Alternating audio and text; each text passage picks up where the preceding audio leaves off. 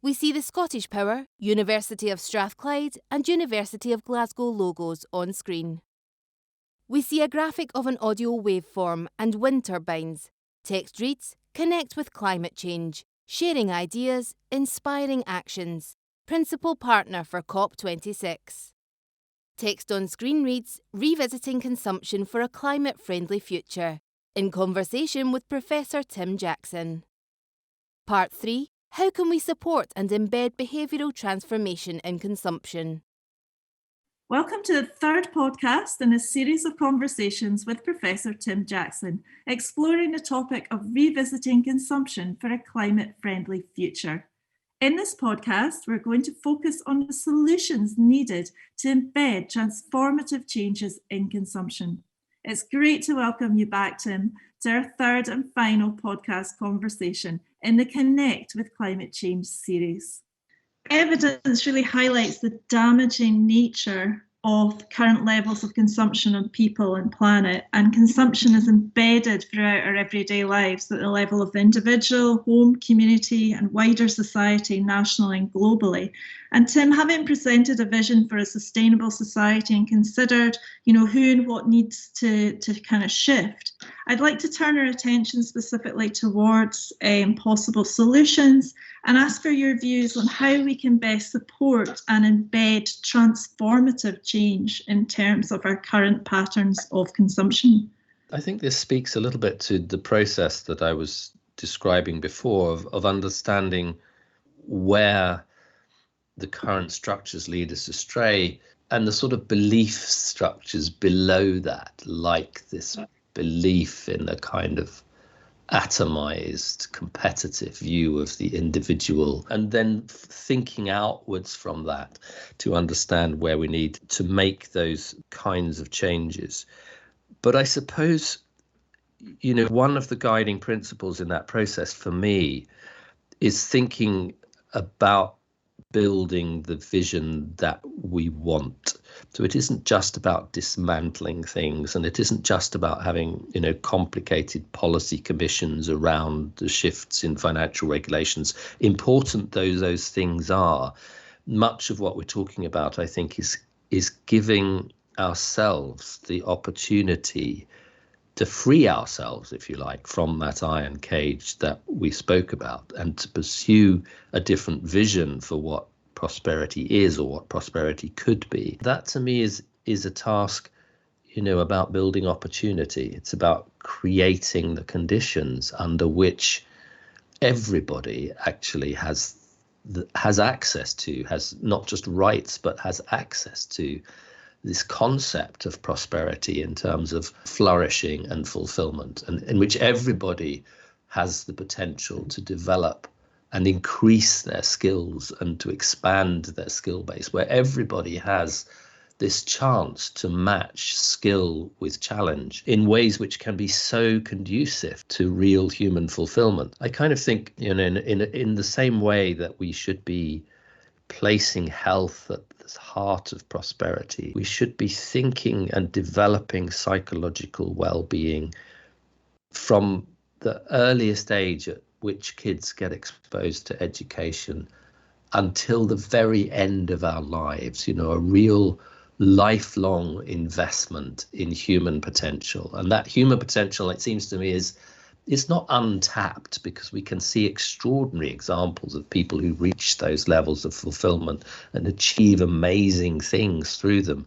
But it isn't available to everyone. If you're a kind of lower class kid from a background that's in a city and deprived with multiple deprivations, and you go to the wrong school at the wrong time, you're never going to have access to those possibilities. The Tory government talks a lot about levelling up, and that's really, really important. But it's also important to think what that levelling up means. And to me, it means an early access to those opportunities to become fulfilled and fulfilling human beings, to give access to those experiences that emerge when our developing skills meet a real challenge in society, and we learn how we can exercise agency, how we can contribute to society, and at the same time learn where the boundaries of the self are,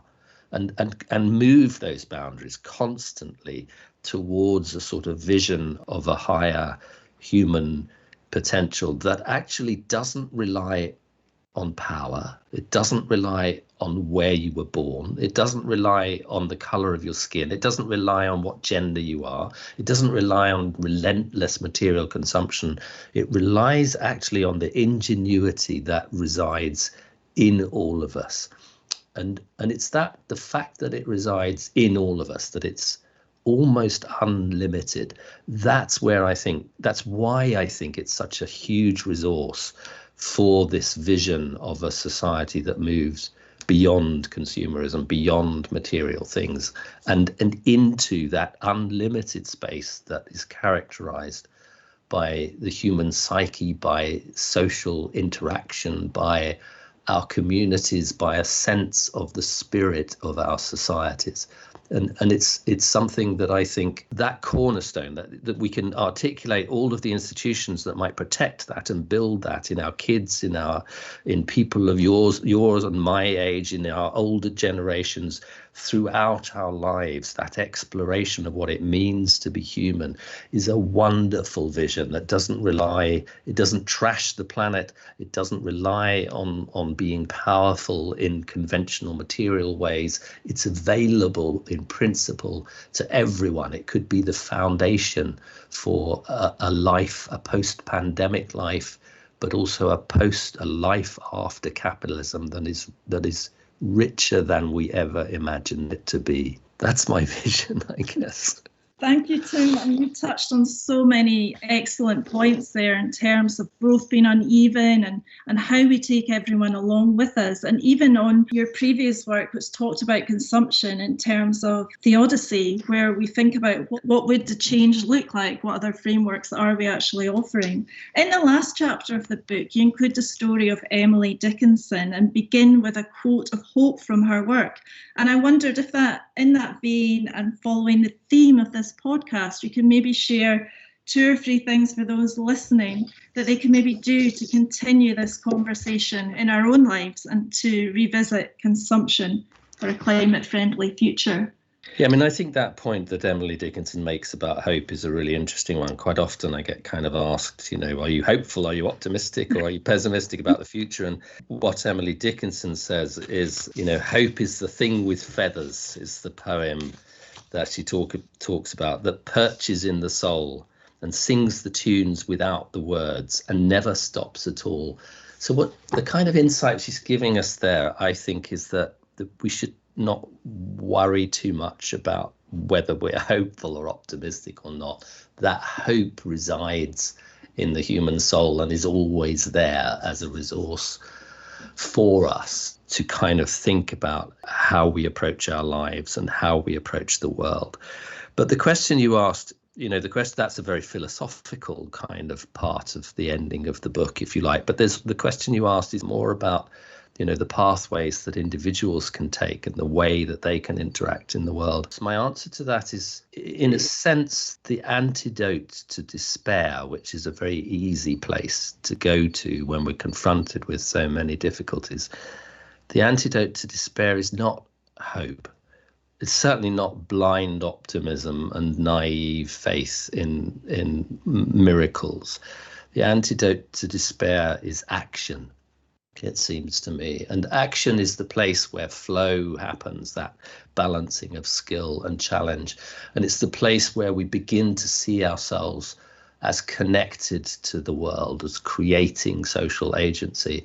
And it can happen anywhere. It's very, very different for different people. For some people, action is, getting out to protest the injustices of the world or the damage we're doing to climate. Action for others can be building the social enterprise that brings young kids into an environment where they learn that skill, challenge, balance, and become fuller human beings. Action for Others is working in financial institutions to reform the damage that finance has played in relation to investing in the wrong things in climate. Action for Others is to become a political voice in a debate that is absolutely essential to our future.